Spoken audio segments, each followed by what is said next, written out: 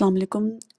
मैंने थोड़ी सी देर कर दी है वीडियो अपलोड करने में। मेरे पास बिल्कुल टाइम नहीं था और मैं आप लोगों के जो क्वेश्चंस आप लोगों ने कमेंट में एक दो ने पूछे हुए थे वो मैंने बहुत लेट रिप्लाई किया। First of all I want to tell you कि मेरा जो आईटीए है वो 2022 के एंड पे आ गया था। सो जो न्यू चीज़ उन्होंने इंट्रोड्यूस करवाई थी कैटेगरी ड्रॉज, उन पे मैं वो मेरे पे अप्लाई नहीं हुए थे। सो और मुझे कुछ इतना ख़ास ऑनेस्टली स्पीकिंग अंदाज़ा भी नहीं है कैटेगरी ड्रॉज का। लेकिन मैं आपको अपना थोड़ा सा इंट्रोडक्शन दे दूं कि yes I am a pharmacist and I have evaluated my pharmacy degree from PBC and only your degree evaluated through PEBC and IELTS and your 3-year experience. This is required, and other factors also count, such as age, and if you have sibling or brother-in-law, sister-in-law. There is a list of relatives mentioned in the official site of Canada, and I will paste the link in the description for the official site. You just go and check it out. So इनके ये points मिलते हैं आपको, ठीक है।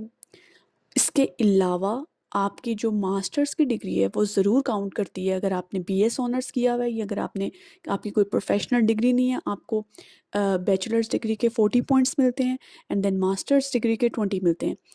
लेकिन आपकी जो प्रोफेशनल डिग्री है वो इक्विवेलेंट टू मास्टर्स होती है, और पीबीसी करता ही नहीं है इवैल्यूएट मास्टर्स की डिग्री, क्योंकि आप एक प्रोफेशनल हो। मास्टर्स की डिग्री आप तब इवैल्यूएट करवाओ इन केस अगर आपने पीएचडी के लिए यहाँ पे स्टडी वीज़े पे आना हो, लेकिन उस केस में भी मास्टर्स की जो डिग्री है वो वेस्ट करेगा इवैल्यूएट। यहाँ पे on the basis of pharmacist अगर आप आ रहे हो तो आपको मास्टर्स की ज़रूरत नहीं है, वो डिग्री ऑलरेडी मास्टर्स की इक्विवेलेंट है। अगर आप उसकी ऑफिशियल वेबसाइट में जाके ऑप्शंस में देखोगे तो मास्टर्स और प्रोफेशनल डिग्री एक ही कैटेगरी में आ रहे हैं।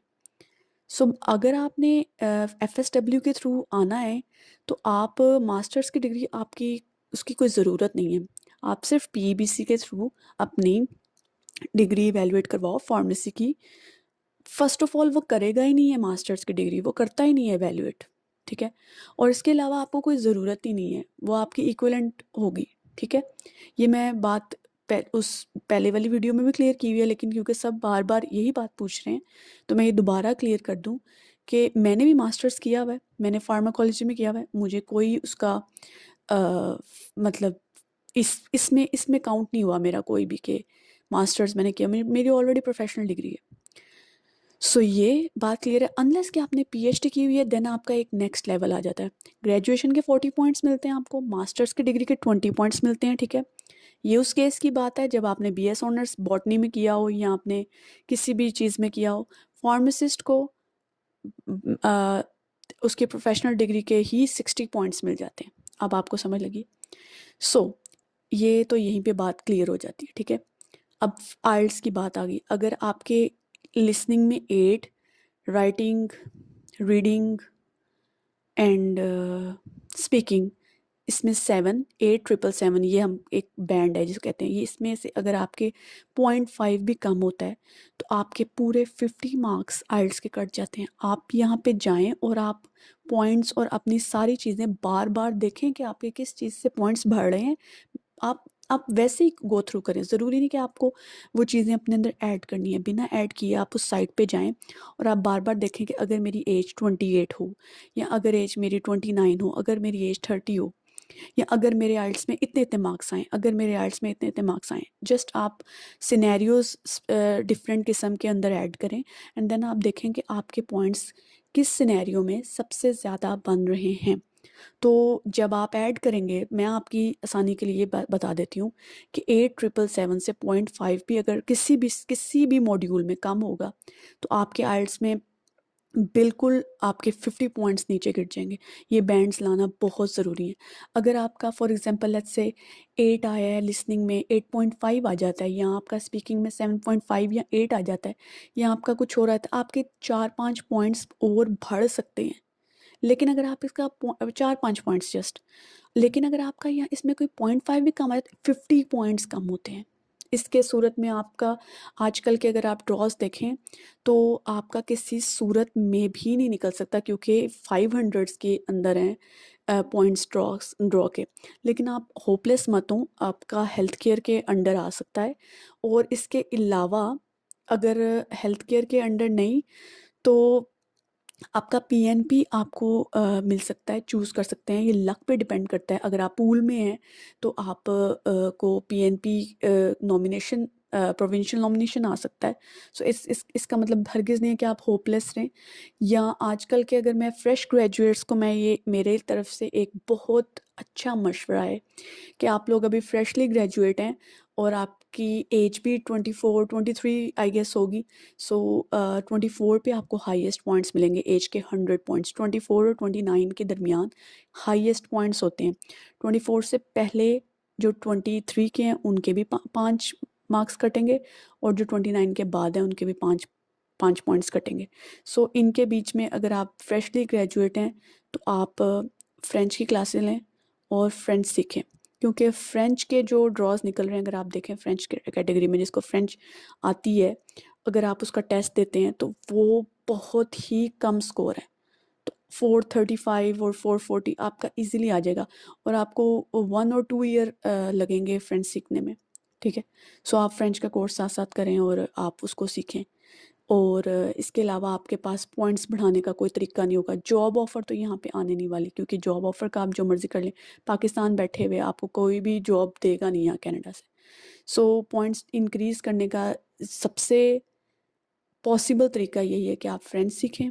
ठीक है, या आपका कोई सिबलिंग है यहाँ पे, लेकिन अब तो उससे भी ज़्यादा अगर आप पूरे हाईएस्ट मार्क्स भी लगाते हैं ना, जैसे आप फॉर एग्जांपल लेट्स से आपकी एज के भी आपको पूरे पॉइंट्स मिल रहे हैं, आपके आइल्स के भी आपको पूरे पॉइंट्स मिल रहे हैं, आपको सिबलिंग के भी 15 पॉइंट्स मिल रहे हैं, अगर आपका चलो कोई बहन भाई रहता भी है या कोई है, आपको सारी चीज़ों के, आपको एक्सपीरियंस के भी 3 साल के पूरे पॉइंट्स मिल रहे हैं, उसके बावजूद आपके जो पॉइंट्स हैं वो 500 को टच नहीं करते, अनलेस कि आपने फ्रेंच सीखी हो या कुछ ऐसा अनयूजुअल काम किया हो जो कि नॉर्मली पाकिस्तानी स्टूडेंट्स ने नहीं किया होता।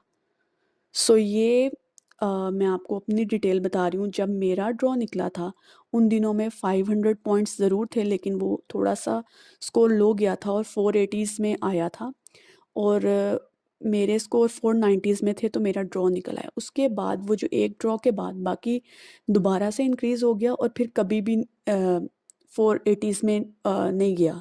सो 505, 510, अब तो खैर मेरे ख्याल से बहुत ज़्यादा स्कोर बन गया। तो कैटेगरी वाइज अभी मुझे ऑनेस्टली स्पीकिंग मुझे इन्फॉर्मेशन नहीं है कि हेल्थ केयर में फार्मासिस्ट आते तो हैं, लेकिन मुझे इसकी एज सच कैटेगरी ड्रॉस की इन्फॉर्मेशन नहीं है। सो अगर मुझे कुछ पता चलता है तो मैं आपको नेक्स्ट वीडियो में ज़रूर बताऊंगी। और आपको मतलब मैं तो एफएसडब्ल्यू से आई हूँ, लेकिन आप पीएनपी के थ्रू भी आ सकते हैं, और इस एज अ स्टडी वीज़ा आप यहाँ पे स्टडी वीज़े के थ्रू आएँ, एंड देन आप वर्क परमिट पे अपनी जॉब करें, 1 ईयर जॉब करें, आप सीईसी के अंडर भी आ सकते हैं। कोई ये मतलब कि ऐसा नहीं है कि सिर्फ एफएसडब्ल्यू ही वे है, क्योंकि आजकल जो स्कोर जा रहे हैं वो एफएसडब्ल्यू बहुत इम्पॉसिबल हुआ हुआ है। सो आप अपना टाइम इस पे ज़ाया मत करें, जो पॉसिबल चीज़ ही नहीं है। आप कोई और वेज़ ढूंढें कनाडा में आने के लिए, क्योंकि कनाडा एक वाहिद कंट्री है जो इमिग्रेशन फ़ौरन दे रहा है बहुत कम पीरियड में। और यहाँ पे बहुत से लोग आ रहे हैं, इंडियंस तो बहुत ज़्यादा आ रहे हैं, और पाकिस्तानी क्योंकि आई थिंक अवेयरनेस बहुत कम है हमारे मुल्क में, और इसको ज़्यादा प्रमोट किया नहीं जाता कि आप बाहर की कंट्री जाओ, ये वो कोई भी आपको इन्फॉर्मेशन देता नहीं है। कोई चला जाता है तो फिर बाद में मुड़ के देखता नहीं। मे बी शायद इस वजह से पाकिस्तानी यहाँ पे बहुत कम आ रहे हैं। चाइना से बहुत लोग आते हैं, इंडिया से बहुत लोग आते हैं। पाकिस्तान आई थिंक कोई बहुत नीचे आता है कि कितने ज़्यादा लोग आते हैं, जो भी वो काउंट करते हैं उसमें काफ़ी नीचे आता है लाइन में। सो आई थिंक फर्स्ट नंबर 1 पे आई गेस इंडिया है, और नंबर 2 पे आई गेस चाइना है। सो या बेस्ट ऑफ लक अगर आप लोगों ने अभी ट्राई कर रहे हो या आप लोगों ने ट्राई करना है। मैं चाहूँगी कि आप लोग करो। 29 से बाद आपके 29 की एज के बाद आपके 5 पॉइंट्स कटेंगे, लेकिन आप अपनी मतलब आप बिल्कुल उम्मीद मत छोड़ो। फ्रेंच के बहुत ज़्यादा पॉइंट्स मिलते हैं, आप मेहनत करो, 2 साल लगाओ फ्रेंच, और सीख कर आपके 50 I think 60 I don't know कितने पॉइंट्स है, लेकिन आप इतने पॉइंट्स बन जाएंगे कि आप FSW में भी आ जाओगे, और फ्रेंच वाले ड्रॉ में तो आपका ड्रॉ निकल ही आएगा, और वो निकल भी बहुत रहे हैं अगर आप कनाडा की ऑफिशियल साइट में जाके देखो तो। ओके, अल्लाह हाफिज़।